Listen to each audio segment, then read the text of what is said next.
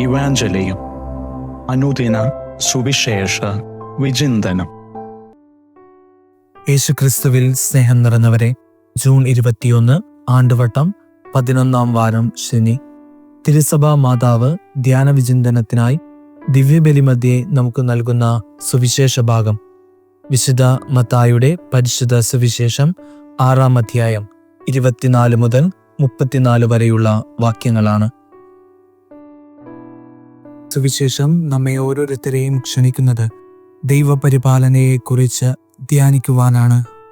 എല്ലാത്തിനെയും പണം കൊണ്ട് അളക്കുന്ന ഈ കാലഘട്ടത്തിൽ പണത്തിനുമപ്പുറം ഉള്ള സ്വർഗീയ മൂല്യങ്ങളെക്കുറിച്ച് ധ്യാനിക്കുവാനും കൂടെ ഇന്നത്തെ സുവിശേഷം നമ്മോട് ആവശ്യപ്പെടുന്നുണ്ട്.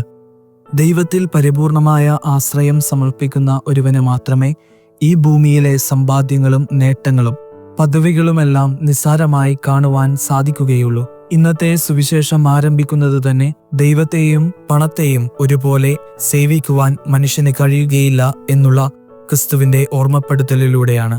ഈ ലോകത്തിന്റെ ലൗകികമായ നേട്ടങ്ങളിലും സമ്പാദ്യങ്ങളിലും ആശ്രയിക്കുന്നതിന് പകരം ദൈവത്തിൽ ആശ്രയിക്കുവാൻ ഒരുവൻ തയ്യാറാകുമ്പോൾ അവന്റെ ജീവിതം സ്വർഗത്തിന് അനുരൂപപ്പെട്ടതായിട്ട് മാറും. ഇന്നത്തെ ആദ്യ വായനയിലൂടെ നാം കടന്നു പോകുമ്പോൾ വിശുദ്ധ പൗലോസ് അപ്പോസ്തലൻ കൊറിന്തോസിലെ സഭയോട് വിളിച്ചു പറയുന്നത് ഇപ്രകാരമാണ്: ജീവിതത്തിൽ ഒരുപാട് സഹനങ്ങൾ ഏറ്റെടുക്കേണ്ടി വന്നിട്ടുണ്ട്. ജീവിതത്തിൽ പ്രശംസ നേടുവാനായിട്ട് ഒരുപാട് സാധ്യതകളുണ്ട്. എങ്കിൽ തന്നെയും താൻ അഭിമാനം കൊള്ളുവാൻ ആഗ്രഹിക്കുന്നത് തൻ്റെ ക്രിസ്തുവിലാണ്. തൻ്റെ നേട്ടങ്ങളുടെ കണക്ക് നിരത്തിവെക്കാമായിരുന്നുവെങ്കിലും വിശുദ്ധ പൗലോസ് അപ്പോസ്തലൻ തൻ്റെ ബലഹീനതയെക്കുറിച്ച് അഭിമാനം കൊള്ളുന്നത് ഇന്നത്തെ ആദ്യ വായനയിൽ നമുക്ക് കാണുവാൻ സാധിക്കും.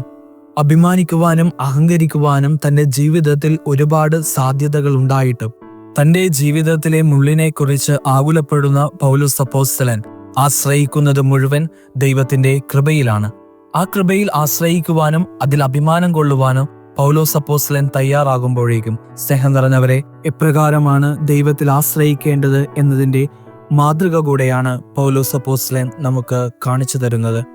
തൻ്റെ ബലഹീനതയെക്കുറിച്ച് നിരാശനാകുകയല്ല അപ്പോസ്തലൻ ചെയ്യുന്നത്, മറിച്ച് ദൈവത്തിൽ ആശ്രയിക്കുവാൻ പൗലോസ് അപ്പോസ്തലനെ കൂടുതൽ ശക്തനാക്കുകയാണ് ചെയ്യുന്നത്.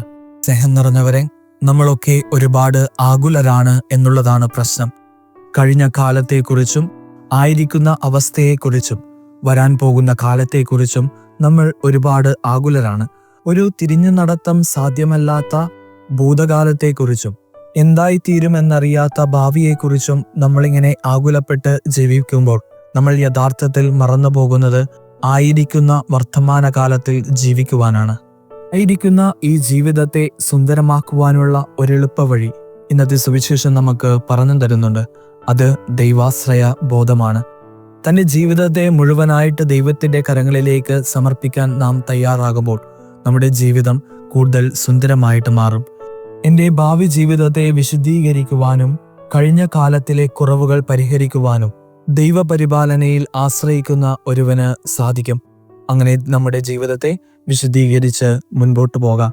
ഈ ദിവസത്തിന്റെ എല്ലാവിധ നന്മയും പ്രാർത്ഥനാശംസകളും സ്നേഹപൂർവ്വം നിങ്ങൾക്ക് നേരുന്നു.